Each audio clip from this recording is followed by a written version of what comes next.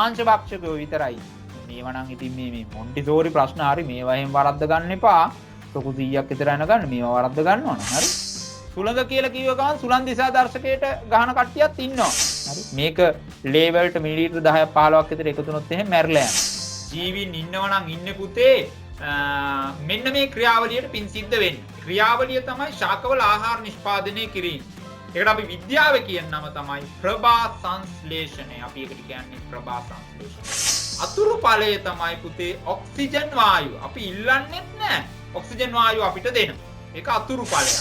මේ නිල් පාටට ඉන්නකොට කොපර් සල්ෆේට් වලට කියන්නේ සජල කොපර් සල්ෆේට්. එහෙනම් යන් එහෙන් කියලා ඕන උඩට යනවා. උඩට යනවා. සමහර වෙලාවට මේ පෑන් බටෙන් එළියටත් මේ වතුර මේ වර්ණ ගැන්වුව ජලය එළියට එන්න පුළුවන්. කුණු ජලයේ වඳුනේ ගිල්ලා ඇති T අකුරින් දක්වා ඇති උපකරණය කුමක්ද? ඒක මොන්ටිසෝරි ප්‍රශ්නයන්නේ. T අකුරින් දක්වලා තියෙන්නේ ඉතින් මොකද්ද? උෂ්ණත්ව මානය. දැන් ඔයා හදපු ටින් බෙරේ හරි ටින් වීණාව හරි පොල් කොළ නලාව හරි මොකක් හරි රිද්ම් එකකට රිද්මයානුකූලව වාදනය කරාම මං කියනවා නියම සංගීතය යන්නේ. නියම මියුසික් එක යන්නේ.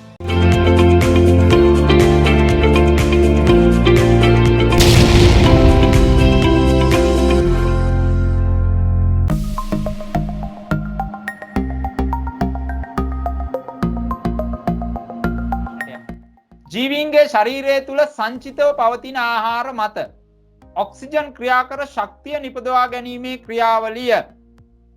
සංචිත ආහාර කියලා කියන්න පුතේ ග්ලූකෝස්. මේ ග්ලූකෝස් එක්ක ඔක්සිජන් එකතු වෙලා සෛල ඇතුලේදී ශක්තිය නිපදවීමේ ක්‍රියාවලියට අපි කියන්නේ පුතේ ශ්වසනය කියලා. ශ්වසනය කියලා කියන්නේ. හරි. ඉතින් සමහර දරුවෝ පෝෂණය කියලා ගහලා ඇති. හරි. ශරීරය තුල කියලා කිව්වේ ගමන් ඔන්න ඇදලා අරනවා පෝෂණයට. හරි. පෝෂණයට ඇදලා අරනවා. වැරදි. හරි. ශ්වසනය කියලා කියන්නේ ශක්තිය නිපදවන එක. එහෙනම් මෙයාගේ ඇඟේ ඇතුලේදී මෙයාට ඕනේ ශක්තිය. ශක්තිය කියලා කියන්නේ පුතේ කාර්ය කිරීමේ හැකියාව. ඉතින් මෙයාට එක එක වැඩ කරන්න ශක්තිය ඕන. ඉතින් ඒකට ශක්තිය නිපදව ගන්න ඕන. ඒ නිපදව ගන්න නම් මෙයා ආහාර ගන්න ඕන, ඔක්සිජන් ඕන කරනවා. ඔය දෙකම තිබ්බොත් පුතේ අන්න ශක්තිය නිපදවනවා. ඕකට කියනවා ශ්වසනය කියලා. වැඩිම ලවණ ප්‍රමාණයක් දිය වී ඇති ජලය හමුවන්නේ. ඒ කියන්නේ ලවණ ගොඩාක් දිය වෙලා තියෙන ජලය අපි දන්නවා. ජලයේ ආකාර 3යි. කරදිය, මිරිදිය, කිවුල්දිය. මිරිදිය තමයි චූට්ටක් දිය වෙලා තියෙන්නේ. දැන් සමහර ළමයි ලියනවා මිරිදියේ ලවණ දිය වෙලා නැහැ කියලා. වැරදි. මිරිදියේ ලවණ අඩංගු නැහැ කියනවා. වැරදි. මිරිදියේ ලවණ තියෙනවා ඉතා ස්වල්පයක්. කරදියේ තමයි ලවණ වැඩිම දිය වෙලා තියෙන්නේ. කිවුල්දියේ මිරිදියට වැඩිය දිය වෙලා තියෙනවා. කරදියට වැඩිය දිය වෙලා තියෙන ප්‍රමාණය කිවුල්දියේ අඩුයි. හරි. එහෙනම් මෙතන අහන්නේ වැඩිම ලවණ ප්‍රමාණයක් පුතේ. එහෙනම් සාගර හා මුහුදු එන්නේ උත්තරේ ඒ විදිහට තිබ්බොත් මෙතන හැටියට අපිට උත්තරේ ගන්න වෙන්නේ කරදිය කියලා. දැන් අනිත් එක තව කාරණයක් මතක තියාගන්න. දැන් ලවණ කියලා කියන්නේ ඔයා දන්න ලවණේ සෝඩියම් ක්ලෝරයිඩ්. මොනවාද සර් සෝඩියම් ක්ලෝරයිඩ් කියන්නේ? ලුණු. පුතේ දැන් සමහර දරුවෝ හිතන් ඉන්නවා මම දන්නේ ඔයත් හිතන් ඉන්නවද කියලා. දැන් මුහුදේ දිය වෙලා තියෙන ලුණු විතරයි. නෑ පුතේ. තව ලවණ වර්ග ගොඩාක් දිය වෙලා තියෙනවා. ඒ අතරින් එක ලවණයක් තමයි සෝඩියම් ක්ලෝරයිඩ් එහෙම නැත්නම් ලුණු කියලා කියන්නේ. දැන් අපේ බොන වතුරෙකෙත් එහෙමයි. මිරිදියනේ අපි පානය කරන්නේ පුතේ. ඒකෙත් දිය වෙලා තියෙනවා ලවණ එක જાතියක් නෙමෙයි. ಜಾති ගොඩක් තියෙනවා. හරි. එන එක. වීදුරු වල පවතින භෞතික ගුණයක් වන්නේ. අපි දන්නවා මේ ඝන පදාර්ථ වලට විවිධ භෞතික ගුණ තියෙනවා. දැන් ඔය උත්තර 4 තියෙන්නේ ඒ ගුණ 4ක්. තන්නේතාවයේ ප්‍රත්‍යස්ත බව, සිනිඳු බව, භංගුර බව. මෙතනින් වීදුරු වලට සෙට් වෙන්නේ මොකද්ද? මෙතනින් වීදුරු වලට සෙට් වෙන්නේ පුතේ භංගුරතාව. කුඩා බලයක් යෙදීමෙන් කුඩා කැබලි බවට පත්වීම, එහෙම නැත්නම් කුඩු බවට පත්වීම. නම් භංගුරතාව. පුතේ තන්නේතාවය කියලා කියන්නේ මිටියක් වගේ වැනි යමකින් තැළුවම කම්බි කරන්න පුළුවන් නම් අන්න තන්නේතාව. ඇදෙන සුළු බවට අපි කියන්නේ පුතේ ප්‍රත්‍යස්ථතාවය කියලා. වයනේ එක ආකාරයක් තමයි සිනිඳු බව. වයනේ කියන්නේ අතට දැනෙන ගතිය. අතට දැනෙන ගතියක් තමයි සිනිඳු බව කියලා කියන්නේ. එකක් මතක තියාගන්න. පොසිල ඉන්ධන පමණක් අඩංගු පිළිතුර. දැන් පොසිල ඉන්ධන කියලා කියන්නේ මොකද්ද කියලා ඇහුවොත් දෙන්න තියෙන්නේ මෙන්න මේ උත්තරේ. මොකද්ද? මේ පොළවේ වැළලිලා ගිය ශාක හා සත්ව කොටස් මත අධික උෂ්ණත්ව පීඩන ඒ සත්ව කොටස් මත ඇති වෙලා අධික උෂ්ණත්වයට භාජනය වෙලා අධික පීඩනයට භාජනය වෙලා තමයි පුතේ නිපද වෙන්නේ පොසිල ඉන්ධන. මේක මේ අවුරුද්දෙන් දෙකෙන් හදන්න පුළුවන් ඉන්ධනයක් නෙවෙයි. මේක හැදෙන්න අවුරුදු මිලියන ගාණක් යනවා. මිලියන ගාණක් යනවා. එහෙනම් අවුරුදු මිලියන ගාණක් තිස්සේ පොළවේ වැළලිලා ගිය ශාක හා සත්ව කොටස් මත උෂ්ණත්ව හා පීඩන ක්‍රියාත්මක වෙලා තමයි පොසිල ඉන්ධන හැදෙන්නේ. එහෙනම් මේවා ගණ්ඩ වෙන්න පොළවෙන්. පොළවේ උඩ නෑ. පොළවේ යට හාරලා ගණ්ඩ වෙන්නේ මේවා. එකත් මතක තියාගන්න. හොඳයි. පළවෙනි පිළිතුරේ තියෙනවා ජෛව ස්කන්ධ කියලා. ජෛව ස්කන්ධ කියලා කියන්නේ මොනවාද? ඉන්ධනයක් විදිහට පාවිච්චි කරන්න පුළුවන් ශාක හා සත්වමය කොටසක්. ඒවා තියෙන පොළොවෙන් උඩ. දර, පොල් කටු, ජීව වායුව ඒවා තියෙන පොළොවේ උඩ. හරි. එහෙනම් පළවෙනි උත්තරේ වැරදි. දෙවෙනි එක. ගල් අඟුරු, පෙට්‍රෝලියම් වායුව අඟුරු. අඟුරු තියෙන්නේ දර වලින්. එන එක අයින් කරන්න. ගල් අඟුරු පොසිල ඉන්ධනයක් තමයි පොළොව යටින් ගන්න. පෙට්‍රල් පොළොව යටින් ගන්න. ඩීසල් පොළොව යටින් ගන්න. දැන් මතක තියාගන්න පෙට්‍රල් පොළොව යටින් ගන්න නෑ. පොළොවෙන් පෙට්‍රල් ටිකක් අරගෙන වාහනයට ගහලා යන්න බෑ. ඩීසල් ටිකක් අරගෙන වාහනට ගහලා යන්න බෑ. පොළොවෙන් ගන්න පුතේ බොර තෙල්. බොර තෙල් ගන්න. හරි. බොර තෙල් ගන්න. ඒ බොර තෙල් තමයි පුතේ පිරිපහදු කරනවා කියලා කියනවා. අපි ඒවා පිරිසුදු කරලා පෙට්‍රල්, ඩීසල්, භූමි තෙල්, ග්‍රීස්, අනම්මන ඔක්කොම ටික හදාගන්න. හරි. 11 ශ්‍රේණියට ගියාම කොහොමද හදන්නේ කියන්න. ඉතින් මේ පෙට්‍රල්, ඩීසල් වගේ ඒවාට කියන්නේ පුතේ පෙට්‍රෝලියම් තෙල් කියලා. පෙට්‍රෝලියම් තෙල්. පෙට්‍රෝලියම් තෙල්. හරි.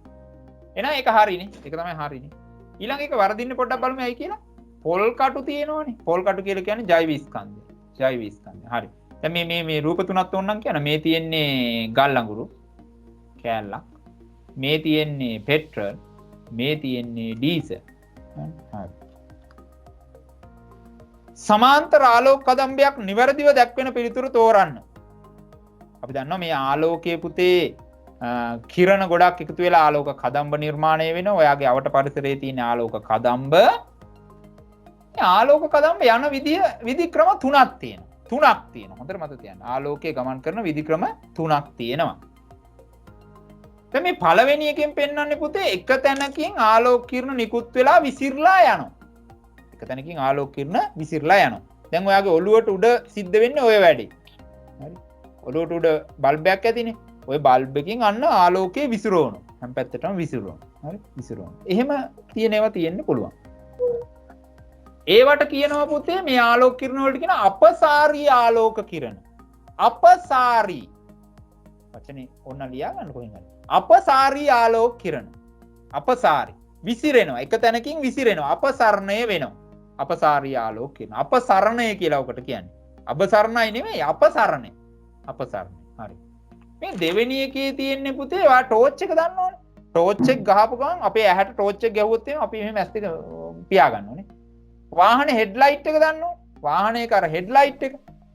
ඕන්න පුතේ සමාන්තර ආලෝක කිරණ යනවා.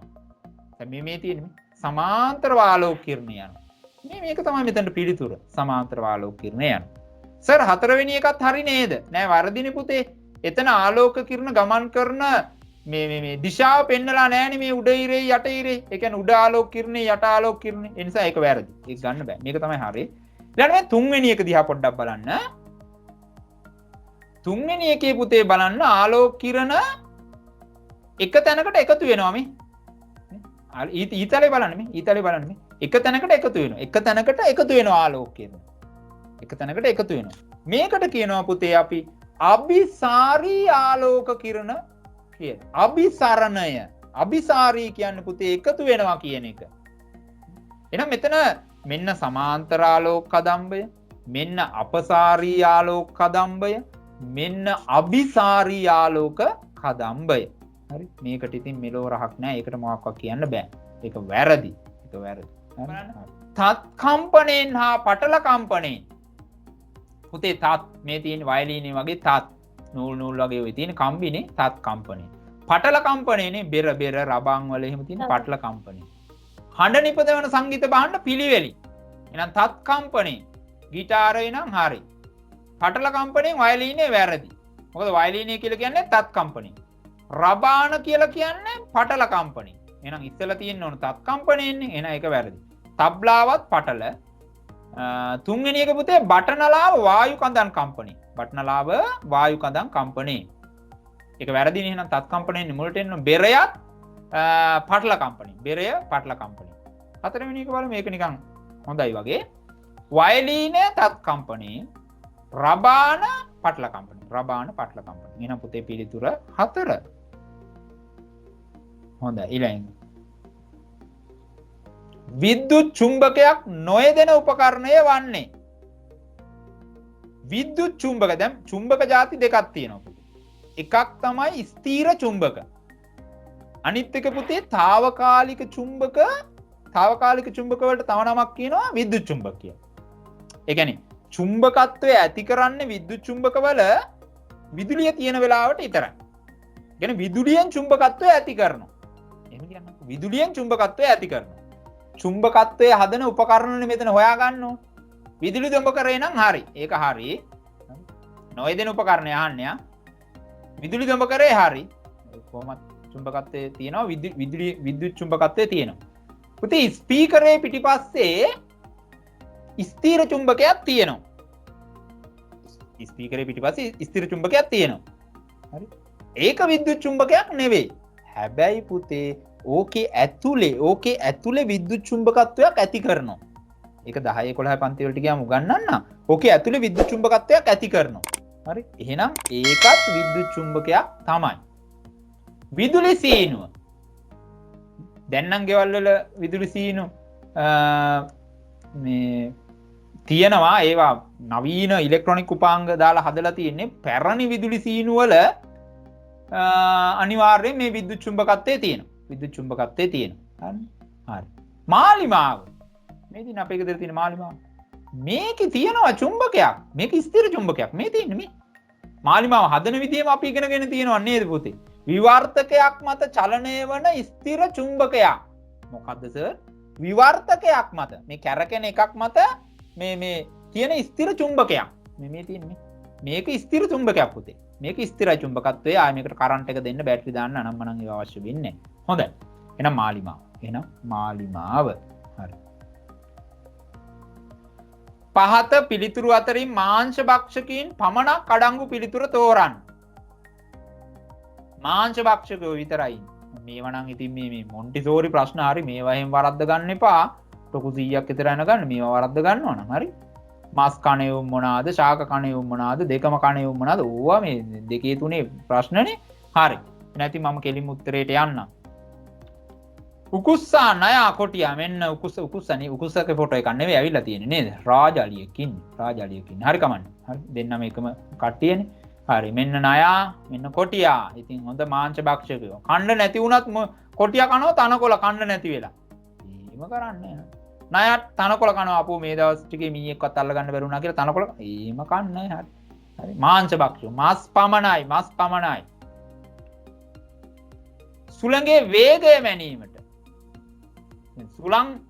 සුළඟ කියලා කිව්ව ගමන් සුළං දිසා දර්ශකයට ගහන කට්ටියක් ඉන්නවා. ඒ කට්ටිය හරියට ප්‍රශ්නේ කියවන්නේ. සුළඟේ වේගය මනින්නේ මොන මානෙන්ද? අනිල මානෙන් වේගය මනින්නේ. සුළං දිසා දර්ශකයෙන් මනින්නේ මේ මැනගන්නේ සුළඟ හමන දිශාව. දිශාවනේ. පුතේ මේ හරි අපූර්ව ලෝහයක් තියෙනවා. එයා ද්‍රව විදියට ඉන්නේ. සාමාන්‍යයෙන් ලෝහ ඉන්නේ ඝන විදියට. රත්තරන්, ඇල්මිනියම්, රිදී නේද? ඔය ඔක්කොම ඝනනේ පුතේ. ඝන විදියට තමයි ඉන්නේ. හැබැයි මෙයා ඉන්නේ ද්‍රව විදියට. මෙයා තමයි රසදිය. මේ තියෙන්නේ රසදිය. ඕන්න රසදිය. හරි. මේ ද්‍රවයක්. මේක ලෝහයක්. ඉතින් මේකෙන් විදුලිය ගමන් කරනවා. මේක උග්‍ර විසයි. හරි. මේක ලේවල්ට මිලිලීටර් 10ක් 15ක් විතර එකතු වුණොත් එහෙම මැරිලා යනවා. හරි. මැරිලා. උග්‍ර විසයි මේක. ඔයාට මේ වත්තේ ගහක් එහෙම කොස් ගස් එහෙම කපන්න දෙන්නේ නැත්තම් කොස් ගහ මැරලා කියලා කපා ගන්න පුළුවන්. ඉතින් කරන්න තියෙන්නේ කොස් ගහ වටේට හාරලා ඉවරලා රසදිය ටිකක් දාන්න ඕන. මුල් වලට යන්න. මුල් වලට උරා ගන්න පුළුවන් විදිහට රසදිය ටිකක් දාන්න ඕන. මුල් ටිකක් තල්ලා දාන්න ඕන. ඒකට දාන්න ඕන. දැම්මම ගහ මැරෙනවා. ගහ මැරෙනවා. හරි. ගහ මැරෙනවා. එතකොට ඉතින් ඔන්න ග්‍රාම සේවක මහත්තයාට හරි නෝනාට හරි කියලා අපිට පුළුවන් මේ මොකද්ද මේ ගහ කපා ගන්න පර්මිට් එක ගන්න. හරි. හරි. ඒක වෙන කතාවක්. හරි. මේක විසයි, උග්‍ර විසයි. තව දෙයක් කියන්න. මේක තව දෙයක්. ඔය ඕගලන්ගේ අම්මලා තාත්තලා ඕගලනොත් ගානවා ඇති ඔය ගෑන් ළමයි එහෙම. මේ සුදු වෙන්න ක්‍රීම් ගානවනේ. සුදු වෙන්න ක්‍රීම්. සුදු වෙන්න ක්‍රීම් ගාන. නේ? ඔය සුදු වෙන්න ගාන ක්‍රීම් වල පුතේ රසදිය තියෙන. රසදිය තියෙන. ඔයාට මතකද මේ ලෝහවල ලක්ෂණයක් තමයි පුතේ ආවේනික දිස්නය. හරි අමුතු දිස්නයක් ගන්නවානේ. ආන්න ඕක උපයෝග කරගන්නවා ඔය ක්‍රීම් වර්ග හදන කට්ටිය. ඔය වයිට්නින් ක්‍රීම් කියන ඒවට දානවා රසදිය. හරි. එතකොට මූණ සුදු නෙවෙයි වෙන්නේ, සුදු මැලි වෙන්නේ කාලයක් යනකොට. මතක තියාගන්න. සුදු මැලි වෙන්නේ. හරි. හොඳ නෑ විසයි. හරි. ඊළඟ ප්‍රශ්නෙට යන්න. මොකද කියන්නේ? අංක 11 සිට 15 දක්වා ඇති වගන්ති වල හිස්තැන් වලට ගැලපෙන වචනේ වරහන් තුලින් තෝරාගෙන වගන්ති සම්පූර්ණ කර ලියන්න. හොඳයි. හිස්තැන්ට දාන්න තියෙන වචනේ දාමු. ශාක මත ඍජුවම හෝ වක්‍රව යැපෙනවා නම් ශාකයක් මත කෙලින්ම යැපෙනවා මුවා වගේ එකෙක්. අපි වගේ උන් වක්‍රව යැපෙනවා. අපි වගේ උනුත් යැපෙනවා. කොටියා වගේ එකෙක් වක්‍රව යැපෙනවා. ඒ කියන්නේ මොකක්ද? කොටියා කනවා මුවාව අල්ලගෙන කනවනේ කොටියා. එතකොට මුවා කන්නේ ශාකනේ. එතකොට කොටියට කියන්න පුළුවන් ශාක මත ඔයා වක්‍රව යපුණා කියලා. වක්‍රව යපුණා කියලා කියන්නේ. කොහොම හරි කමන්නේ මේ ශාක මත ඍජුවම හරි වක්‍රව හරි යැපෙනවා නම් අනුන් මත යැපෙනේ උන්ට කියන්නේ විෂම පෝෂණ කියලා. විෂම පෝෂණ කියලා කියන්නේ. ඊළඟ එක ජීවයේ අඛණ්ඩ පැවැත්ම සඳහා මේ ජීවයේ අඛණ්ඩ පැවැත්ම සඳහා අඛණ්ඩව මිනිස්සු ඉන්නවා. අඛණ්ඩව පූස බල්ල කොටිය කොස්ගස් දෙල්ගස් ඉන්නවා. ඊළඟ පරම්පරාව එහෙම පරම්පරාව ගෙනියනවා. ඕක කරන්න ප්‍රජනනය අත්‍යවශ්‍ය ක්‍රියාවලිය. ඊළඟ පින්තූර රාමු කිරීමට වීදුරු යොදා ගන්නේ ඒවායි. පින්තූරයකට උඩින් වීදුරුවක් දාන්න පින්තූරේ පේන්නනේ හොඳට. බාගෙට පේන්නවත් පේන්නේ නැති වෙන්නවත් නෙවෙයිනේ. එහෙනම් හොඳට පේන්න නම් දාන්න ඕන පාරදෘශ්‍ය එකක්. එහෙනම් වීදුරු පාරදෘශ්‍ය. අපගේ ප්‍රධානතම ශක්ති ප්‍රභවය හඳ සර් නෑ. හඳ නෙවෙයිනේ සූර්යානේ. සූර්යානේ. ඕන මේ ශක්ති ප්‍රභවවල ලොක්කා මේ. මෙයා තමයි ලොක්කා. සූර්යා. මතක තියාගන්න. වායුගෝලයේ අඩංගු ජල වාෂ්ප ප්‍රමාණයට අපි කියන්නේ ආර්ද්‍රතාවය කියලා. වායුගෝලයේ තියෙන ජල වාෂ්ප ප්‍රමාණයට අපි කියන්නේ ආර්ද්‍රතාවය කියලා. මේක මනින්න ප්‍රතිශතයක් විදියට. ප්‍රතිශතයක් විදියට කියන්නේ 150යි 60යි 10යි 15යි එහෙම තමයි අපි මේක කියන්නේ. මේක කාලගුණික තොරතුරක්. මතක තියාගන්න. ඊළඟ ප්‍රශ්න. අංක 16 සිට 20 දක්වා ප්‍රශ්නවල ඇතුළත් වගන්ති වලින් නිවැරදි අදහසක් ඉදිරිපත් වේ නම් හරි ලකුණද වැරදි අදහසක් ඉදිරිපත් වේ නම් වැරදි ලකුණද වරහන් තුල යොදන්නලු. හරි නම් හරි දාන්න වැරදි නම් වැරදි දාන්න. බලමු. ඝන ද්‍රව්‍යකින් තාපය ඉවත්ව ගිය විට එය ප්‍රසාරණය වේ. ඝන ද්‍රව්‍යයක් තියෙනවා තාපය අයින් කරනවා. රත් වෙච්ච යකඩ ඇණයක් තියෙනවා ඒක සීතල වෙනවා තාපය ඉවත් වෙනවා. ඒකට කියන්නේ ප්‍රසාරණය නෙවෙයි ඒකට කියන්නේ සංකෝචනය කියලා. එහෙනම් මේක වැරදි. ආලෝක සංවේදී ප්‍රතිරෝධකයක් මතට මොකද්ද සර් ආලෝක සංවේදී ප්‍රතිරෝධකයක් කියන්නේ? LDR එක. light LDR light dependent resistor. LDR ආලෝක සංවේදී ප්‍රතිරෝධක. එයාට ආලෝකයට එයා සංවේදී. හරි. දැන් අපිට මොකද කියන්නේ? ප්‍රතිරෝධකයක් මතට ආලෝකය වැටුණු විදිහ. ඒකට හොඳට ආලෝකය දෙනවා. එතකොට ප්‍රතිරෝධය අඩු වෙනවලු. ඔව්නේ ප්‍රතිරෝධය අඩු වෙනවා. සෙරමික් එබනයිට් වැනි ද්‍රව්‍ය ඉතා හොඳ විද්‍යුත් සන්නායක වේ. එබනයිට් කියන එක විද්‍යාගාරයේ තියෙනවා. එබනයිට් කූරු එහෙම තියෙනවා පුතේ. ඔයා දන්නේ නැහැ කියලා හිතන්නකෝ. එබනයිට් ප්ලාස්ටික් වගේ එකක්. හරි. ප්ලාස්ටික් වගේ ජාතියක්. ප්ලාස්ටික් කියලා හිතන්නකෝ. සෙරමික් නම් දන්නවනේ සෙරමික් බඩු තියෙනවනේ ඔය කෑම බඳුන් අනම්මන තියෙන සෙරමික් බඳුන් තියෙනවනේ ඒවා දන්නවනේ. මේ කියන ඒවා ඉතා හොඳ විද්‍යුත් සන්නායක වෙන්නේ. නියමට විදුලිය යනවලු. නියමට විදුලිය යන්නේ මේවා ඉතා හොඳ පරිවාරක. විදුලිය තාම අඩුවෙන් යන්නේ නැති තරම්. එහෙනම් මේක වැරදි. ඕනෑම ලෝහයක් චුම්බකයකට ආකර්ෂණය වෙන්නේ නෑනේ. ඕනෑම ලෝහයක් චුම්බකයකට ආකර්ෂණය වෙන්නේ නෑ. යකඩ, ක්‍රෝමියම්, නිකල්, යකඩවල මිශ්‍ර ලෝහ ආන්න ඒවා නම් ආකර්ෂණය වෙනවා. එහෙනම් මේකත් වැරදි. කම්පන ඇතිවීම නිසා ධ්වනිය උපදවේ. පුතේ ධ්වනිය ශබ්දය උපදින්නේ කම්පණයෙන්. කම්පණයෙන් උපදින්නේ. ඔබ චලිතයෙන් උපදින්නේ. මතක තියාගන්න. දැන් මම මේ කතා කරනකොට මගේ ස්වර තන්ත්‍ර මෙතන අස්සේ කම්පණය වෙනවා. එතකොට තමයි මේ ධ්වනිය උපදින්නේ. එහෙනම් මේ කතාව හරි. මේ කතාව හරි. පහත දැක්කන්නේ පරිසරයේ දැකිය හැකි ආහාර ජාලයක්. මේ තියෙන අපේ පරිසරයේ තියෙන ආහාර ජාලයක්. ඉතින් මොකද පුතේ කියන්නේ? මේ ආහාර ජාලය යොදාගෙන අහලා තියෙන ප්‍රශ්න වලට උත්තර දෙන්නලු. ඉතින් බලමුකෝ. මෙහි X සඳහා සුදුසු ජීවීකු කෝ X මෙන්න ඉන්නවා X. දැන් X එකේ මොකද්ද වෙන්නේ කියලා පොඩ්ඩක් බලමුකෝ. ඔන්න ශාක කනවලු X. ඊට පස්සේ X ව කනවලු කටුස්සා. එහෙනම් මෙතනට එන්න ඕන ශාක භක්ෂකයෙක්. එහෙනම් මොකෙක් හරි ශාක භක්ෂකයෙක් එන්න ඕන. සර්ව භක්ෂකයෙක් දා හොයාගන්න පුළුවන් නම් දැන් මට කමක් නැහැ. සර්ව භක්ෂකයෙක් මෙතනට හොයාගන්න අමාරුයිනේ. නේද? ශාක භක්ෂකයෙක් තමයි එන්නේ. ශාක භක්ෂකයෙක් තමයි එන්නේ. හොඳයි. දලඹුවා දැම්ම ඔන්න මම දැම්ම දලඹුවා කියලා. මම දැම්ම දලඹුවා කියලා. ඉතින් ඔයාට වෙන ඔය කටුස්ස කන මොකෙක් හරි එක්ක දැම්මනම් හරියි.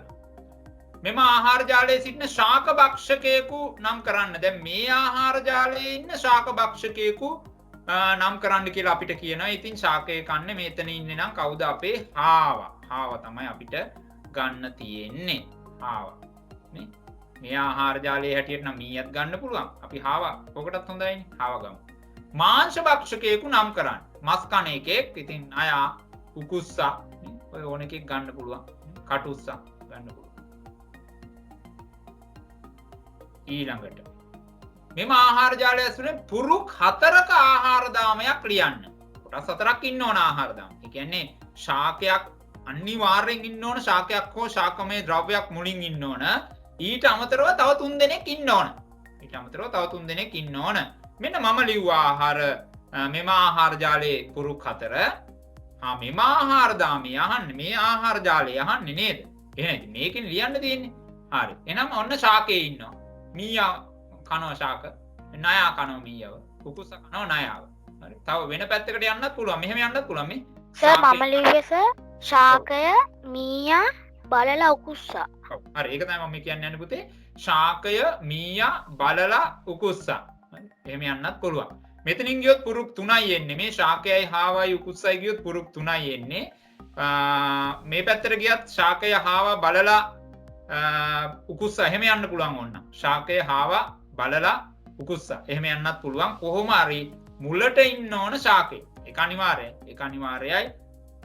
ඔබ ලියූ ආහාර දාමේ නිෂ්පාදකයා නම් කරන්න. ඉතින් නිෂ්පාදකයා අනිවාර්යෙන් ශාකය. පළමු යැපෙන්න ඉස්සල්ලාම යැපෙන කෙනා කවුද? මගේ නම් මීයා. හරි. මගේ නම් මීයා. මේ පැත්තට කවුරු හරි ගියා නම් වෙන පැත්තකින් ගියා නම් මේ පැත්තට ගියා නම් ශාකය, මීයා, බලලා උකුස්සා ඒත් මීයම තමයි. මේ පැත්තෙන් ගියොත් ශාකය, හාවා, බලලා උකුස්සා ගියොත් හාවයිනවා. හරි. මේ මෙතන තියෙන පළවෙනි යැපෙන්න ලියන්න ඕන මෙතනට. එහෙම තමයි වෙන්න ඕන. එම ආහාර නිපදවීමේ ක්‍රියාවලිය හඳුන්වන නම කුමක්ද කියලා අපෙන් අහනවා. හරිත ශාක තුල සිදුවන ආහාර නිපදවීමේ ක්‍රියාවලිය මත සියලුම ජීවීන් රඳා පවතී. ඒ කියන්නේ මේ ලෝකේ ජීවීන් ඉන්නවනම් ඉන්න පුතේ මෙන්න මේ ක්‍රියාවලියට පින් සිද්ධ වෙන්න. ක්‍රියාවලිය තමයි ශාකවල ආහාර නිෂ්පාදනය කිරීම. ඒකට අපි විද්‍යාව කියන නම තමයි ප්‍රභා සංශ්ලේෂණය. අපි ඒකට කියන්නේ ප්‍රභා සංශ්ලේෂණය කියලා. මෙම ක්‍රියාවලියට අවශ්‍ය වන වායුව සහ එහි අතුරු ඵලයක් ලෙස පිටවෙන වායුව පිළිවෙලින් නම් කරන්න. මෙම ක්‍රියාවලියට අවශ්‍ය වන වායුව ප්‍රභා සංශ්ලේෂණයට අවශ්‍ය වන වායුව කාබන් ඩයොක්සයිඩ්. ප්‍රභා සංශ්ලේෂණයෙන් අපිට හදනවා ආහාර කියන්නේ පුතේ ඇත්තටම හදන්නේ ග්ලූකෝස් එක්ක පුතේ අතුරු වායුවක් එළියට දෙනවා. අතුරු වායුවක් කියලා කියන්නේ ග්ලූකෝස් තමයි ප්‍රධාන ඵලය. අතුරු ඵලය තමයි පුතේ ඔක්සිජන් වායුව. අපි ඉල්ලන්නෙත් නෑ ඔක්සිජන් වායුව අපිට දෙනවා. ඒක අතුරු ඵලයක්. සංකේත අහන්න පුතේ. මේ බලන්න සංකේත. හොඳයි. දැන් මෙන්න මේක ආලෝක විමෝචක ඩයෝඩේනේ LED බල්බයනේ. බල්බය කියලා කිව්වට මේක ඩයෝඩයක්. මේක ඩයෝඩයක්. මේකේ ධන ඍණ අග්‍ර තියෙනවා. මේක එක අග්‍රයක් දිගයි එක අග්‍රයක් කොටයි. දිග අග්‍රයේ ධන කොට අග්‍රයේ ඍණ පාට පාටින් තියෙනවා. හරිනේ? හරි. ඉතින් ඒකේ සංකේතය තමයි මේ තියෙන්නේ. මේන්න මේ විදිහට එන්න ඕන පුතේ. ධන අග්‍රයට අපි කියන්නේ ඇනෝඩේ කියලා. ඇනෝඩේ කියලා අපි කියනවා. ඍණ අග්‍රයට කියන්නේ කැතෝඩේ කියලා. මේ ඊතලයේ තුඩ තියෙන පැත්ත තමයි මේ ත්‍රිකෝණේ තුඩ තියෙන පැත්ත තමයි පුතේ කැතෝඩේ.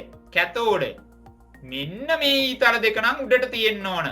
මේ පොඩි ඊතල දෙකක් උඩට තියෙන්න ඕන. හරි? මේ පොඩි ඊතල දෙකක් උඩට තියෙන්න ඕන. ඊළඟට ඉන්න කෙනා ප්‍රතිරෝධකයක්. ප්‍රතිරෝධක වර්ග ගණනාවක් තියෙනවා. මේකට කියන්නේ ස්ථීර ප්‍රතිරෝධකයක්. මේකේ මේ වර්ණ තීරු තියෙනවා. මේ වර්ණ තීරු තියෙන. ඒ වගේම තමයි මේකේ ප්‍රතිරෝධක අගය කියන්නේ. මේකේ ප්‍රතිරෝධය වෙනස් කරන්න බෑ ස්ථීරයි. මේ ප්‍රතිරෝධයේ සංකේතය තමයි කියත්තලය. කියත්තලයේ සංකේතය. සර් අර රවුමට මෙන්න මෙහෙම එකක් තිබ්බොත් හරි නැද්ද සර්? සමහර දරුවෝ එකක්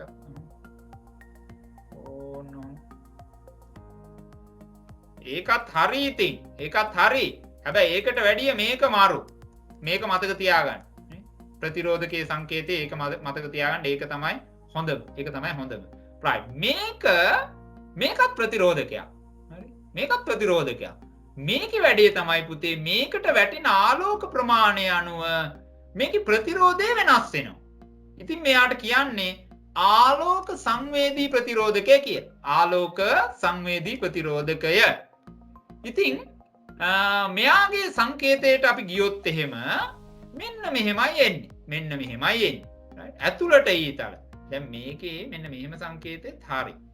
ඒ කියන්නේ දැන් අපි මෙයාව අඳින්න පුළුවන් අපිට මෙහෙම ඕන.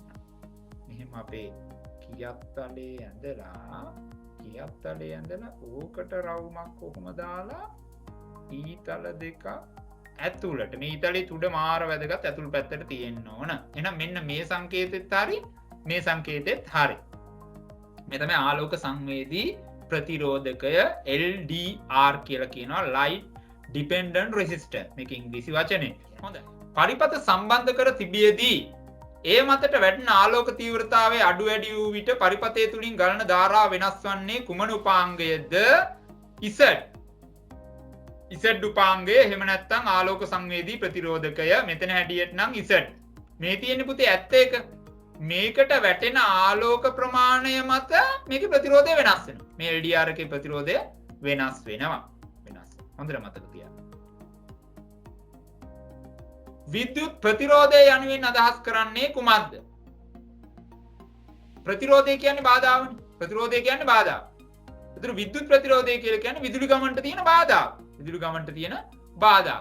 දැන් පරිපථයක් තුලින් එහෙම නැත්නම් සන්නායකයක් තුලින් පුතේ ධාරාවක් ගලාගෙන යනකොට සන්නායකයේ මොකද කරන්නේ? මේ ධාරාව ගලන්න බාධාවක් ඇති කරනවා. ඒකට අපි කියනවා විද්‍යුත් ප්‍රතිරෝධය කියලා. එහෙනම් ඔයා මෙහෙම ලියලා තියෙනවා නම් හරි. සන්නායකයක් තුලින් එහෙම නැත්නම් පරිපථයක් තුලින් ධාරාවක් ගලාගෙන යනකොට මේ සන්නායකයේ මගින් සන්නායකයේ මගින් ඇති කරන බාධා විද්‍යුත් ගමනට ඇති කරන බාධා අපි කියනවා විද්‍යුත් ප්‍රතිරෝධය කියලා. ප්‍රතිරෝධය මනින ඒකකය නම් කර එහි සංකේතයද ලියන්න. ප්‍රතිරෝධය මනින්නේ ඕම් වලින්. ඕම් වලින් සංකේතය දැන් දින්කකට ඉස්සෙල්ලත් ලිව්වා. මේ තියෙන්නේ සම්ම සංකේතය මේක කියත්තලේ මතක තියාගන්න. ඕම් පයන් අනිත් පැත්ත ගහලා තියෙන්නේ ඕම්. හොඳයි දෙවෙනි ප්‍රශ්නේ. වායුගෝලයේ ජල වාෂ්ප තිබේදයි පරීක්ෂා කිරීමට සිටු ශිෂ්‍යයෙක් ප්ලාස්ටික් බෝතලයකට ජලය පුරවා අධිශීතකරණයේ තබා පැය කිහිපයකට පසු පිටතට ගෙන බෝතලයේ පිටත පෘෂ්ඨය පිස දමා මේසයක් මත තබන ලදී. මොකද කරලා තියෙන්නේ මේ බෝතලයකට වතුර ටිකක් දාලා ෆ්‍රිජ් එකේ තිබ්බා. ෆ්‍රිජ් එක කියලා කියන්නේ පුතේ ඩීෆ්‍රීසර් එක. ඒ කියන්නේ අධිශීතකරණය තමයි තිබ්බේ. කියලා ඉතින් මේ එළියට අරගෙන මොකද්ද කරන්නේ මේ පිටත කරගෙන බෝතලයේ පිටත පෘෂ්ඨයේ පිස දමා. පිටත පෘෂ්ඨයේ පොඩ්ඩක් පිහදාලා මේසයක් උඩ තිබ්බා. මේසයක් උඩ තිබ්බා. මිනිත්තු කිහිපයකට පසු දැකිය හැකි නිරීක්ෂණය කුමක්ද? මේ මොකද්ද මේ අහන්නේ? මේ වායුගෝලයේ ජල වාෂ්ප තියෙනවද කියලා බලන වැඩේ නෙමේ. දැන් මේ සීතල වතුර එකක් තියෙන්නේ. දැන් මේක ගෙනලා මේසෙ උඩ තියෙනවා. තිබ්බට පස්සේ මොකද්ද වෙන්නේ? මේ වායුගෝලයේ තියෙන ජල වාෂ්ප මේකේ ගිහිලා වදිනවා. වැදුනට පස්සේ මොකද්ද වෙන්නේ? ඒවා ද්‍රව බවට පත් වෙනවා. ඊට පස්සේ මේ බිත්ති දිගේ බේරෙනවා.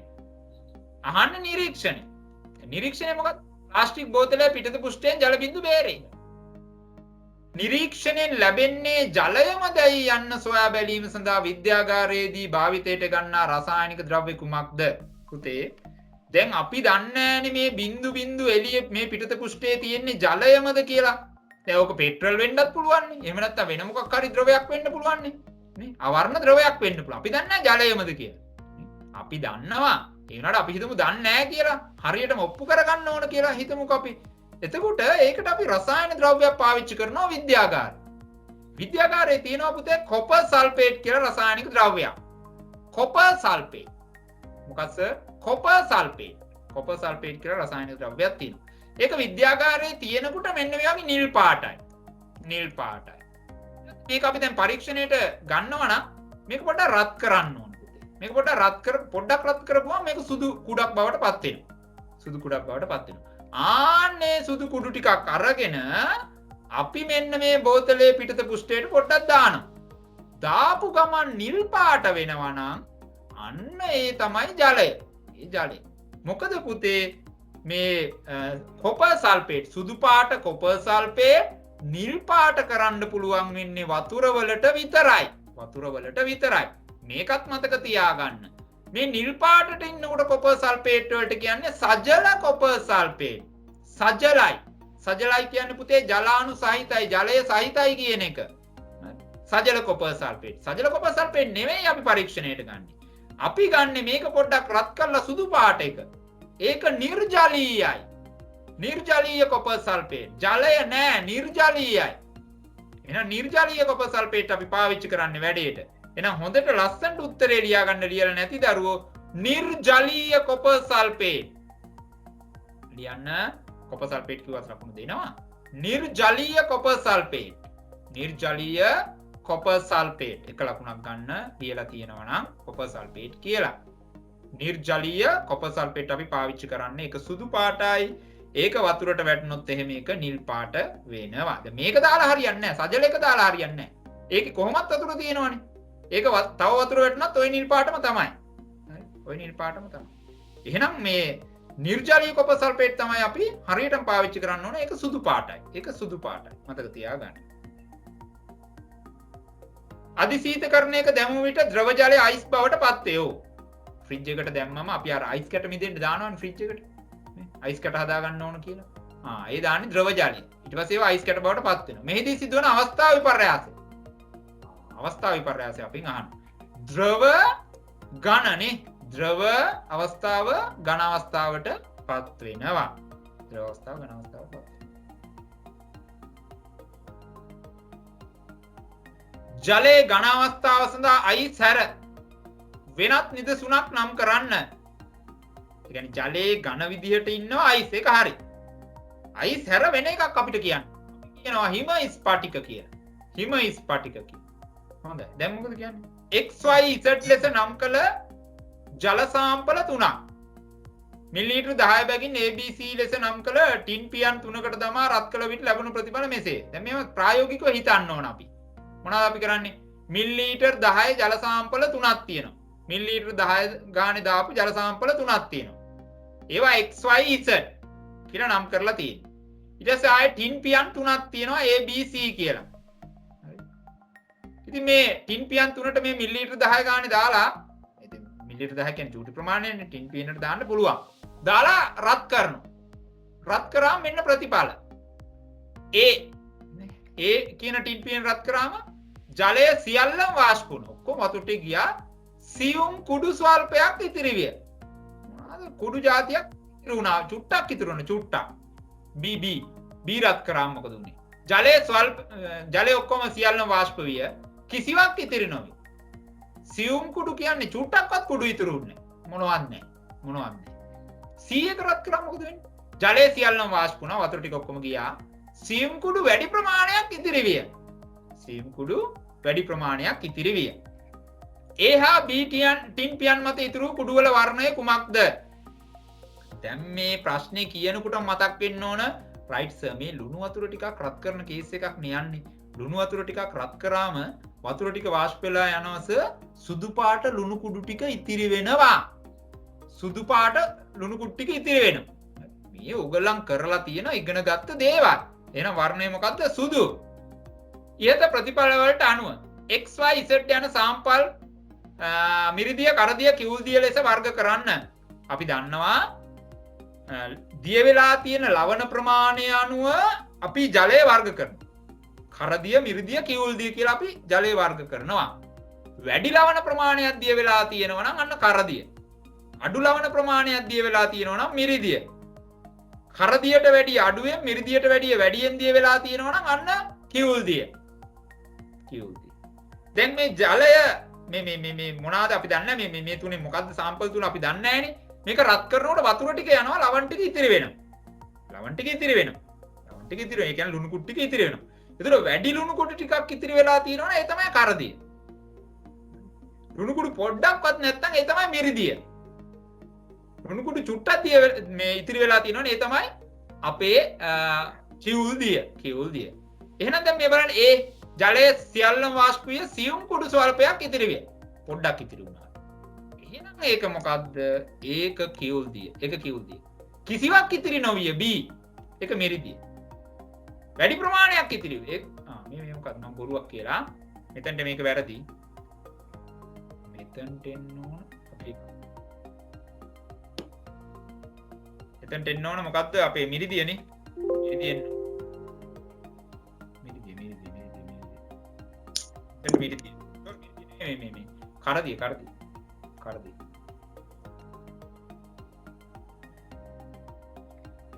එතන කරදිය හරි. හරි එහෙනම් මෙන්න කරදිය.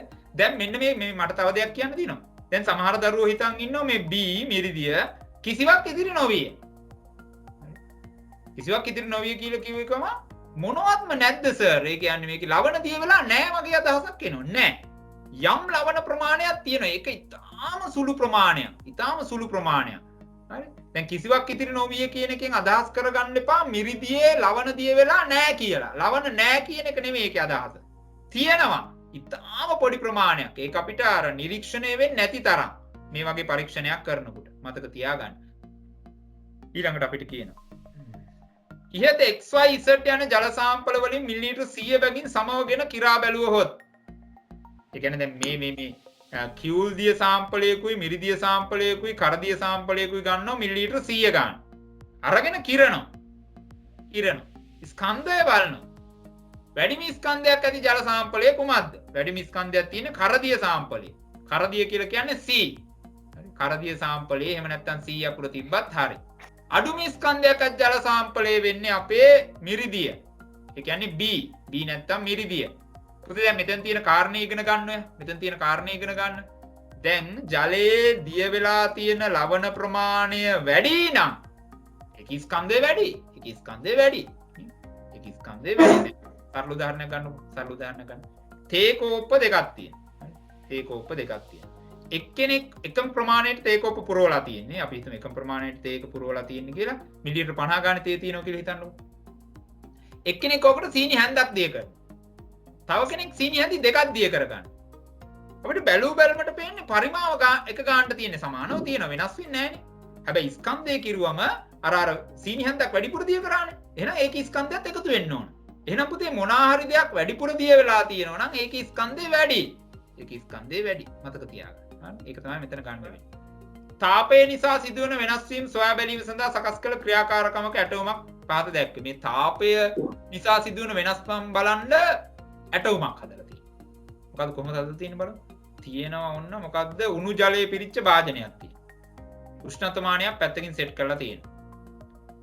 අර ඉන්ජෙක්ෂන් කුප්පියක් තියෙනවා. ඒකට පෑම් බටයක් සෙට් කරලා තියෙනවා. හරි. චූටි වීදුරු බෝතලයක් ඉන්ජෙක්ෂන් කුප්පියක් වගේ එකක්. ඒකට පෑම් බටයක් ඔය විදිහට දාලා තියෙනවා. ඒ ඉන්ජෙක්ෂන් කුප්පිය අස්සට දාලා තියෙනවා වර්ණ ගැන්වූ ජලය. වර්ණ ගැන්වූ ජලය දාලා තියෙනවා. පිටතින් උණු ජලය තියෙනවා. දැන් මේ වර්ණ ගැන්වූ ජලයේ තියෙන මේ චූටි බෝතලය ගිල්ලනවා මේකේ. ඕක නෙවෙයි කරන්නේ. හරි. මොකක්ද දැන් කියන්නේ? මෙහි වීදුරු බෝතලයේ තුලට යොදන ජලය වර්ණ කර තිබීමෙන් අත්වන වාසිය. මේ ඇතුලේ මේ චූටි බෝතලයට වර්ණ දාලා තියෙන එකේ වාසි. මේ පාඨාංක ගන්න ලේසිනේ. නිරීක්ෂණ ලබා ගැනීම පහසුයිනේ. දැන් මේකට නිකන් වතුර දැම්මත් අවුලක් නැහැ. හැබැයි නිරීක්ෂණ ගන්න අමාරුයි නේද? පේන්නේ නැහැනේ අවර්ණයිනේ. පාඨ කරපියව දැම්මම නිරීක්ෂණය ගන්න ලේසි. ඉතින් මම ලිව්වා නිරීක්ෂණ ලබා ගැනීම පහසු වේ කියලා. ටික වෙලාවකින් දැකිය හැකි නිරීක්ෂණය. පුතේ දැන් මෙහෙමනේ. දැන් ඔන්න මෙතන වෙන සීන් එක බලමු අපි. ඔන්න දැන් උණු ජලය තියෙනවා. උණු ජලයෙන් හම්බ වෙනවා තාපය කාටද මේ බෝතලේට. බෝතලේ වීදුරුවට චූටි බෝතලේ වීදුරුවට හම්බ වෙනවා. වීදුරුවෙන් ඇතුළට යනවා තාපය. ඇතුළේ ඉන්නවා වර්ණ කරපු ජලය. ඒ ටිකත් රත් වෙනවා. රත් වෙනකොට වෙන දේ තමයි ප්‍රසාරණය වෙනවා. ප්‍රසාරණය කියලා කියන්නේ ඉඩ වැඩි කරගන්නවා. දෙපැත්තෙන් ඉඩ වැඩි කරගන්න බලනවා බෑ. ඇයි වීදුරුනේ මේ බෝතලේ වීදුරුව කඩාගෙන එළියට එන්නේ බෑ. උඩ තියෙනවා පෑම් බටයක් ගහලා තියෙනවා. එහෙනම් යන් එහෙන් කියලා ඕන්න උඩට යනවා. උඩට යනවා. සමහර වෙලාවට මේ පෑම් බටෙන් එළියටත් මේ වතුර මේ වර්ණ ගැන්වූ ජලය එළියට එන්න පුළුවන්. එහෙනම් ටික වෙලාවකින් දැකියක නිරීක්ෂණය තමයි පෑම් බටේ තුල වර්ණ කළ ජල මට්ටම ඉහළ යනවා. මෙන්න මේ ජල මට්ටම තිබ්බනේ යම් ජල මට්ටමක් තිබ්බ කියලා හිතන්නකෝ. ඒක ඉහළ යනවා. ඒක ඉහළ. හරි. එහෙනම් වර්ණ කළ ජල මට්ටම ඉහළයයි කියන උත්තරේ තියෙනවා නම් එක ලකුණක් දෙන්න. එක ලකුණක් දෙන්න.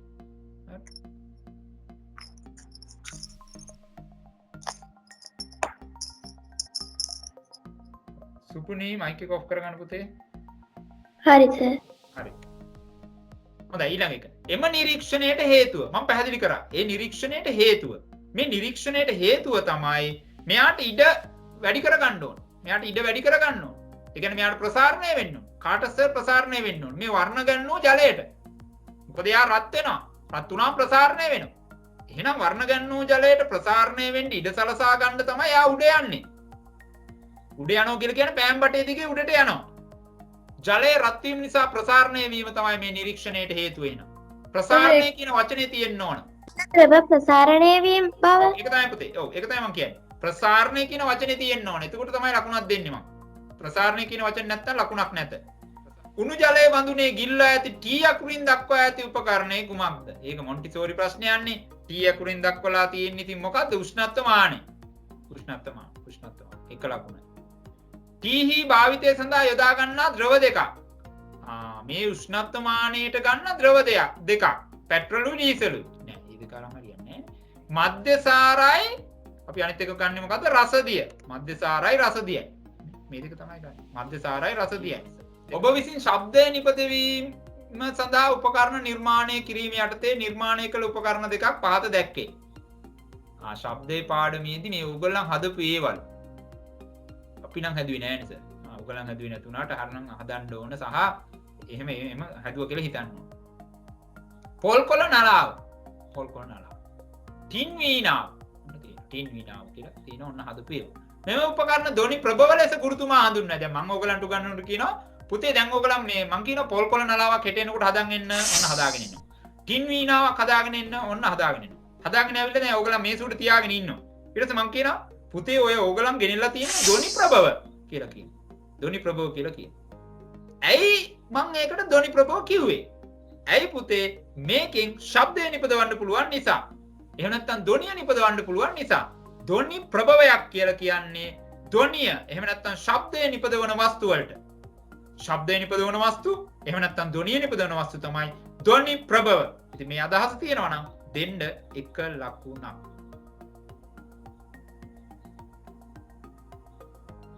මෙහි දැක්වෙන උපකරණ වලට අමතරව ඔබ නිර්මාණය කළ වෙනත් උපකරණයක් නම් කරන්න. ඉතින් ගණනාවක් තියෙනවානේ. ඕන මං හදපියෝ. මොකක්ද? මේ වගේ සයිලෝෆෝනයක් හදන්න පුළුවන්. බෙරයක් හදන්න පුළුවන්. මේ වගේ මොකද්ද මවුත් ඕගන් එකක් හදන්න පුළුවන්. කාඩ්බෝඩ් ගිටාරය. ඔය කියන්නේ කාඩ්බෝඩ් ගිටාර. ඇපල් බට්නලාව. ඔය කියන්නේ හරි මොනවා හරි කමන්නේ. හරි. ඔබ නිර්මාණය කළ සංගීත භාණ්ඩ රිද්මයකට අනුව වාදනය කළ විට නැගෙන ශබ්දය හඳුන්වන නම. ඒ කියන්නේ රිද්ම් එකකට ගැහුවොත්. දැන් ඔයා හදපු ටින් බෙරේ හරි ටින් වීණාව හරි පොල්කොළ නලාව හරි මොකක් හරි රිද්ම් එකකට රිද්මයානුකූලව වාදනය කරාම මං කියනවා නියම සංගීතය යන්නේ. නියම මියුසික් එක යන්නේ කියලා මං කියනවා. මං කියන්නේ නෑ නේ ඒකට ආපෝ මොන ഘോഷාවක්ද ඕක නවත්ත ගන්නවකෝ කියලා. මං කියන්නේ නෑ. මං කියනවා පුතේ නියමයිනේ. මේක නියම මේ සවුන්ඩ් එකක් නියම මේ සංගීතයන්නේ නියම මියුසික් එකක් නේ කියලා මම කියනවා. ඇයි මං එහෙම කියන්නේ? ඔයා ඒක රිද්ම් එකකට ගහපු නිසා. රිද්මයකට ගහපු නිසා. එහෙනම් පුතේ රිද්මයානුකූලව ගැයෙන හෝ වැයෙන දෙයකට අපි කියන්නේ සංගීතය කියලා. සංගීත භාණ්ඩ රිද්මයකට අනුව වාදනය නොකළ විට ඔන්න ඉතින් ළමෙක් අරගෙන ඇවිල්ලා මේ ටින් වින්නාව හදාගෙන ඇවිල්ලා කාංකුම් කාංකුම් ගග ගහනවා මෙලෝ රහන්නේ. හරි මෙලෝ රහන්නේ. මං කියනවා පුතේ ඔක බැරිද ඔයාලට රිද්මයකට ගහන්න කියලා. අනේ බෑස මට ඔය පුළුවන් විදිය තමයි කියලා ගහනවා. ඔය ගහනවා. හරි. ඒතර මං කියනවා ඔයා රිද්මයකට වාදනය කරන්නේ නෑනේ ඕක කියලා. හරි. එතකොට මං කියනවා ඔයා ඕක රිද්මයකට වාදනය කරන්නේ නැති නිසා ඕක ഘോഷාවක්. ඕක ഘോഷාවක්. එහෙනම් මොකද පුතේ ഘോഷාවක් කියන්නේ? රිද්මයක් නැති මොකක් හරි ශබ්දයකට අපි කියනවා ഘോഷාවක්. ඒක ഘോഷාවක්. ഘോഷාවක්. කාර්ය කිරීමේ හැකියාව ශක්තිය ලෙස හඳුන්වන්නේ. අපිට වැඩ කරන්න පුළුවන් හැකියාවට අපි කියන්නේ ශක්තිය කියලා. ශක්තිය කියලා. ජලයේ ශක්තියෙන් තලබඹරයක් කරකවා විදුලිය නිපදවීම ආදර්ශනය කළ හැකි ඇටවුමක් පහත දැක්වේ. මොකද මේ කියන්නේ? ජලයේ ශක්තියෙන් ජලයේ තියෙන ශක්තියෙන් තලබඹරයක් කරකවා විදුලිය නිෂ්පාදනය කිරීමේ ඇටවුමක්. අපි පොඩ්ඩක් බලමු මේ රූපය. ඔන්න පුතේ වතුර වැටෙනවා මෙතන. මේ ටැංකියක් කියලා හිතන්න. මේකින් පොඩි බටයකින් වතුර වට්ටවන මෙන්න ජල රෝධයක් වගේ එකක් තියෙනවා. තලබඹරයක් කියමුකෝ මේකට. මේකට තලබඹරයක් ජලයක් කියමු. දැන් මේක වතුර වැටෙනකොට මේක කැරකෙනවා. මෙතනට මේ වගේ දාලා තියෙනවා පොඩි චේන් එකක් වගේ එකක් දාලා තියෙනවා. ඒකෙන් මොකද්ද කරන්නේ? මෙන්න පොඩි මෝටරයකට මේක සෙට් කරලා තියෙනවා. රබර් පටියක් කියලා හිතන්නකෝ. හරි පටියක් දාලා තියෙනවා. ඒකෙන් මේ පොඩි මෝටරේ කැරකෙනවා. මෝටරේ වයර් දෙකට LED බල්බයක් සෙට් කරලා තියෙනවා. දැන් මෙන්න බල්බ් එක පත් වෙනවා. LED බල්බ් එක පත් වෙනවා. මොකද්ද ප්‍රශ්නේ? තලබඹරය කැරකෙන වේගය වැඩි කරගත හැකි ආකාරය. මේක වැඩි වැඩියෙන් කරවන්න මොකද්ද කරන්න ඕන? මම මෙහෙම කරනවා. ජල පහරේ වේගය වැඩි කරනවා. මේ ජල පහර වේගය වැඩි කරනවා. හරි. එහෙම නැත්නම් අපිට පුළුවන් මේ වතුර ටැංකිය උඩින් තියන්න. පුළුවන් තරම් උඩින් තියන්න. එතකොටත් මේකේ වේගය වැඩි වෙනවා. එහෙම නැත්නම් මේ ජල පරිමා මේ විදින ජල පහර ඉතා කුඩා ජල පහර පටු කරනවා මේ ජල පහර. ඒ කියන්නේ පුතේ මේක පළල් කරන්නේ නැහැ. හීනි කරනවා. එතකොටත් මේක වේගයෙන් කැරකෙනවා. මෙහිදී ගලන ජලයේ ශක්තියෙන් විදුලිය නිපදවන බව තහවුරු වෙන නිරීක්ෂණය කුමක්ද? මෙහිදී ගලන ජලයේ ශක්තියෙන් විදුලිය නිපදවන බව. මේකෙන් විදුලිය හදනවා කියලා අපිට තේන්න තියෙන නිරීක්ෂණය. ඉතින් බල්බ් එක පත්තු වෙන්න බෑ. බල්බ් එක පත්තු වෙන්න ඕන විදුලිය නිපදවනවා කියලා තේරුම් ගන්න. එහෙනම් බල්බේ දැල්විය යුතුයි. LED බල්බේ දැල්විය යුතුයි. ඒක ලකුණක්. බල්බේ පත්තු වුණ නැත්නම් අපිට කියන්න බෑ. හැබැයි මෙහෙම එකක් තියෙනවා. හරිද? දැන් මෙහෙම පළවෙනි සැරේට ඔයා මේක හදලා වතුර පාර දාලා මෙහෙම කරගෙන LED බල්බ් එක පත්තු වෙන්නේ නැහැ කියලා හිතන්න.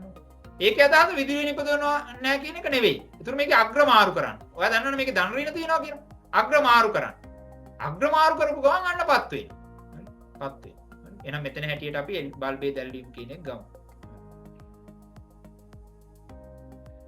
ජල විදුලි බලාගාරයක ජලාශය තිබිය යුත්තේ බලාගාර මට්ටමින් ඉහළින්ද පහළින්? ඒක මොන්ටිසෝරි ප්‍රශ්නයක් නේ. දැන් ජල විදුලි බලාගාරයක ජලාශය පහළ තියලා උඩට වතුර අදින්න වෙන මෝටරයක් දාන්න වෙනවනේ. ඒක හරියන්නේ නැහනේ. එහෙනම් ඉතින් තියෙන්න ඕනේ ඉහළින්.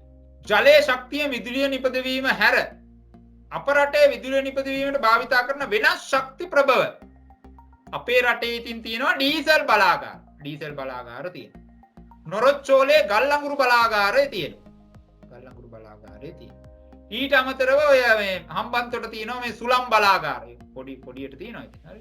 ඊළඟ සූර්ය ශක්තියත් ඉතින් පාවිච්චි කරනවා විදුලිය නිෂ්පාදනය කර ගැනීම සඳහා. ඉතින් ඔන්න ඔය වලිව්වනම් හරි. මෙරට විදුලිය නිපදවීමට භාවිතා කරන පොසිල ඉන්ධනයක්. පොසිල ඉන්ධන කියලා කියන්නේ පෙට්‍රල් ඩීසල් භූමි තෙල් ගල් අඟුරු වගේ ඒවානේ. මෙරට විදුලිය නිපදවීමට භාවිතා කරන පොසිල ඉන්ධනයක්. පොසිල ඉන්ධනය. අපිට එක්ක ලියන්න පුළුවන් ඩීසල් ලියන්න පුළුවන්. එහෙම නැත්නම් අපිට ලියන්න පුළුවන් නොරොච්චෝලේ ගල් අඟුරු බලාගාරයේ තියෙන ගල් අඟුරු ලියන්නත් පුළුවන්. එහෙම නැත්නම් ওই දෙකෙන් එකක් ගල් අඟුරු හරි ඩීසල් හරි තියෙනවා නම් එක ලකුණක් දෙන්න.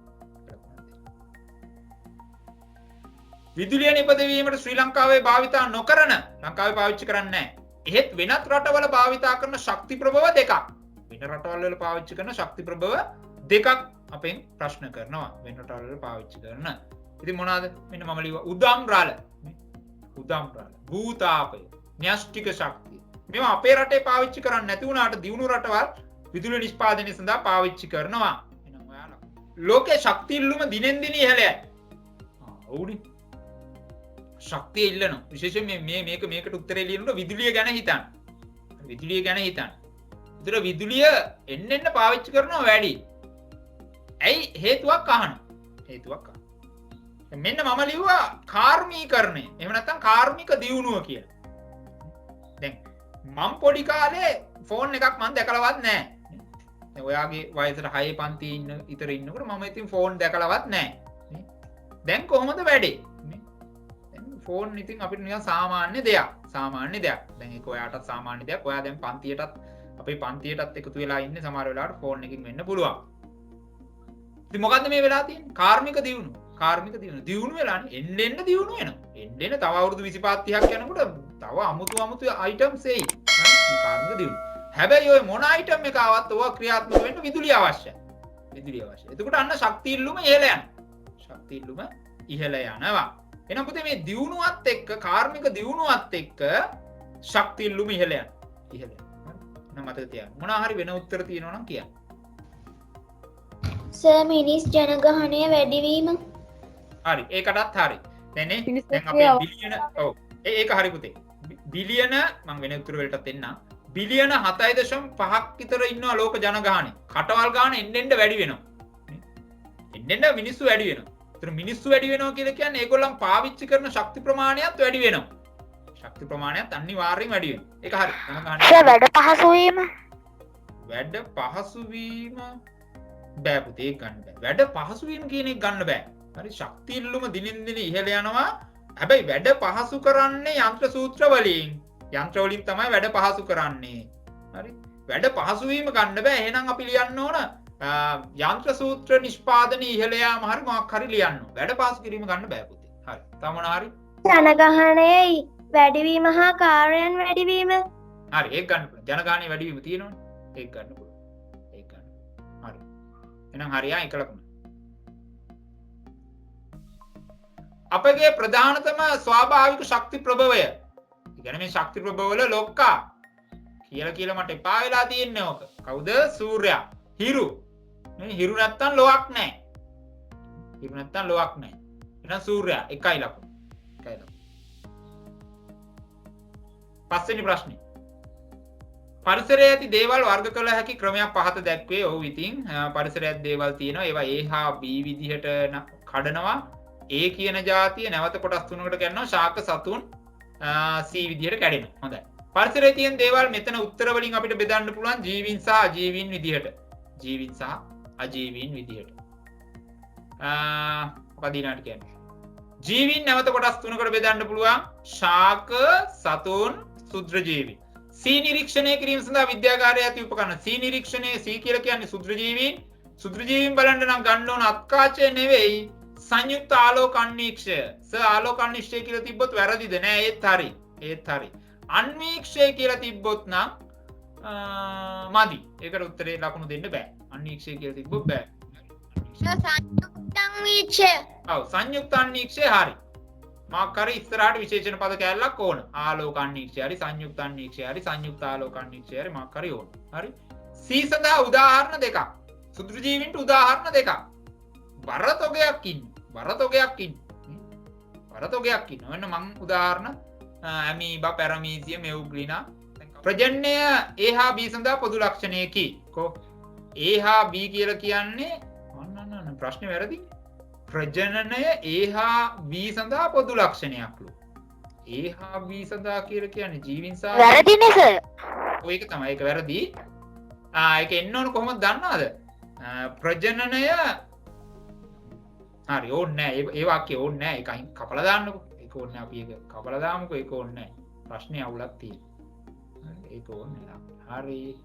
ඉතින් මොකද කියන්නේ? ප්‍රජනනය අනු කුමක්ද? ප්‍රජනනය අනු කුමක්ද කියලා කියන්න පුළුවන් ජීවය පවත්වාගෙන යන්න. ඒ කියන්නේ එක් ජීවී විශේෂ දිගින් දිගටම තියාගෙන ඉන්න තමයි ප්‍රජනනය අවශ්‍ය වෙන්නේ. එහෙනම් සරලව මෙහෙම කියන්න. ජීවීන් තම වර්ගයාභව කරනවා. ජීවයේ අඛණ්ඩ පැවැත්ම උදෙසා ජීවයේ අඛණ්ඩ පැවැත්ම උදෙසා ජීවීන් තම වර්ගයාභව කිරීම තමයි අපි කියන්නේ ප්‍රජනනය කියලා. එහෙනම් වර්ගයාභව කිරීම කියන වචන දෙක තියෙන්න ඕන. ප්‍රජනනය හැර AB දක්නට ලැබෙන පොදු ලක්ෂණ දෙකක්.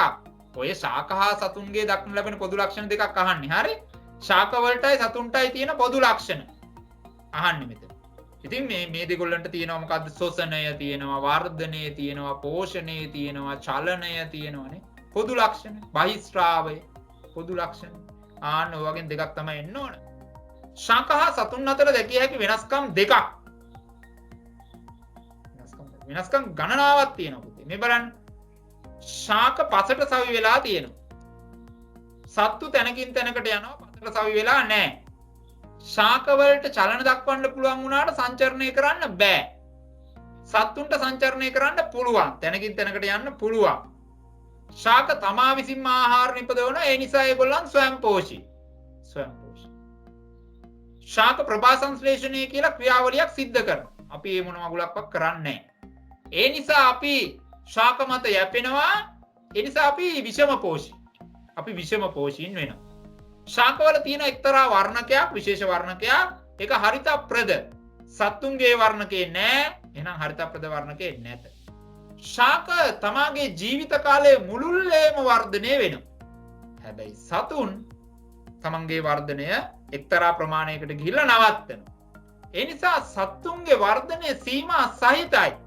ශාකවල වර්ධනය සීමා රහිතයි. 6 වෙනි ප්‍රශ්නේ. දිවා කාලයේදී අපාවට ඇතිදෑ මැනවින් අපගේ නෙත් වලට පෙනේ. නියමට දවල්ට පේනවලු විති. නමුත් රාත්‍රී කාලයේදී ඒවා බලා ගැනීමට ආලෝක ප්‍රභවයක් තිබිය යුතුය. රැට ඕවා බලන්න නම් ආලෝක ප්‍රභවයක් තියෙනවා. අපට යමක් දැක බලා ගැනීම සඳහා අවශ්‍ය සාධක දෙකක් තියෙනවා පුතේ. එකක් ආලෝකය තියෙනවා. නැත්නම් ඉතින් කළුවර වෙලාවට ආලෝකයක් නැති වෙලාවට අපිට S2 තිබ්බත් වැඩක් නැහැනේ. එහෙනම් අන්න ආලෝකය තියෙනවා. ආලෝකය තිබ්බත් වැඩක් නැහැ S2 නැත්නම්. එහෙනම් සාධක දෙකයි ආලෝකය සහ ඇස. ආලෝක ප්‍රභවයක් යනුවෙන් අදහස් කරන්නේ කුමක්? දැන් අපි කිව්වා ධ්වනි ප්‍රභවයක් කියලා කියන්නේ ධ්වනිය නිපදවන වස්තු. ශක්ති ප්‍රභවයක් කියලා කියන්නේ ශක්තිය නිපදවන වස්තු. ආලෝක ප්‍රභවයක් කියන්නේ ආලෝකය නිපදවන වස්තු. පහත වචන පැහැදිලි කරන්න. දීප්ත වස්තු. දීප්ත වස්තු කියන්නේ තමා විසින්ම නිකුත් කරන ආලෝක ප්‍රභව. ඒ කියන්නේ ආලෝකය තමා විසින්ම නිකුත් කරනවා. ආලෝකය තමන්ම නිකුත් කරනවා. අන්න දීප්ත වස්තු. ආලෝකය නිකුත් කරන්න බැරි නම් තමන්ට අන්න අදීප්ත වස්තු. මෙන්න දීප්ත වස්තු. සූර්යා, තරු, දැල්ලූ විදුලි බුබුල, දැල්ලූ ලාම්පුනේ ඔක්කොම ගන්න පුළුවන්. තමා විසින් ආලෝකය නිකුත් නොකරන වස්තු අදීප්ත. චන්ද්‍රයා, දැව, ප්ලාස්ටික් නේද? තමා විසින් කියන එක නැති වුණොත් උත්තරේ වැරදිද? ආලෝකය නිකුත් කරනවා වැරදි පුතේ. වැරදිනවනේ. ඇයි වරදින්නේ කියන්නේ? වරදින්නේ මෙතනින් මාර්ග කියලා දෙන්න. වරදින එක. ඇයි චන්ද්‍රයා මේ 15ක පොයදාට හඳේ එළිය තියෙනවා. ආලෝකය නිකුත් කරනවා.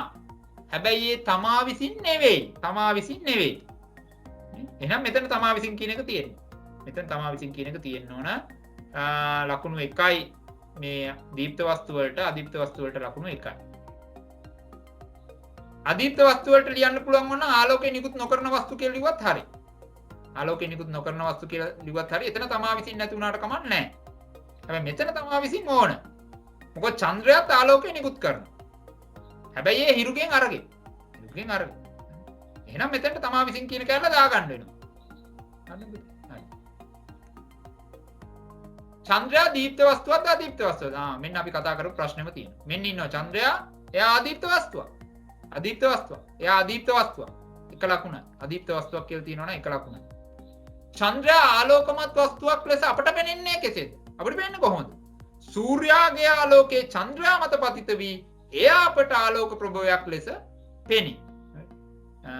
එයා අපට කියන්න ඕන දීප්ත වස්තුවක් ලෙස පෙනේ. එයා අපට දීප්ත වස්තුවක් ලෙස පෙනේ. හැබැයි එයා දීප්ත වස්තුවක් නෙවෙයි. හරි? එතන ආලෝක ප්‍රභවයක් නෙවෙයි. දීප්ත වස්තුවක් ලෙස පෙනේ කියලා හදාගන්න තියෙනවා නම් ලියලා තියෙනවා හදාගන්න දෙයක් නැහැ. හරි? දීප්ත වස්තුවක් ලෙස පෙනේ ආලෝක ප්‍රභවයක් කියලා ගන්න එපා. දීප්ත වස්තුවක් ලෙස පෙනේ කියන්නේ අරූගේ එළිය අරගෙන මූ පඬිතයා වගේ පෙන්නනවා අපිට. මූට බෑ එළිය විහිදවන්න. මූට එළිය විහිදවන්න.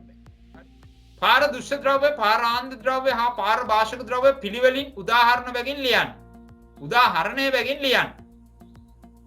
පාර දුෂ්ටයි කියන්නේ ආලෝකයේ ක්‍රමවත්ව යන වස්තු ගණනාවක් තියෙනවා. වීදුරු වාතය පිරිසුදු ජලය අවර්ණ පොලිතීන් ඔය වගේ එකක් තියෙනවා නම් හරි. පාර දුෂ්ට වලට. පාර භාෂක කියලා කියන්නේ පුතේ ආලෝකයේ අක්‍රමවත්ව යනවා නම්. ආලෝකයේ මද වශයෙන් යනවා. ආලෝකයේ අක්‍රමවත්ව යනවා. මේකෙන් බැලුවම එහා පැත්ත හරියට පේන්නේ නැහැ. හරියට පේන්නේ. පේනවා. හරියට පේන්නේ. මොනවාද උදාහරණ? මල් වීදුරු, බොර ජලය, තෙල් කඩදාසි, පාට ටිෂු ඔන්න වගේ එකක් තියෙනවා නම් හරි. පාරාන්ද කියලා කියන්නේ ආලෝකයේ කිසිසේත්ම ගමන් කරන්නේ නැහැ. ආලෝකයේ කිසිසේත්ම ගමන් කරන්නේ. කිසිසේත්ම ගමන් කරන්නේ අන්න පාරාන්ද. පාරාන්ද. කාඩ්බෝඩ්, ලී, කඩදාසි, තාර ලක්ෂයක් වුණා කියන්න පුළුවන්. ඔයාගේ අවට ගොඩක් තියෙන්නේ පාරාන්ද ද්‍රව්‍ය.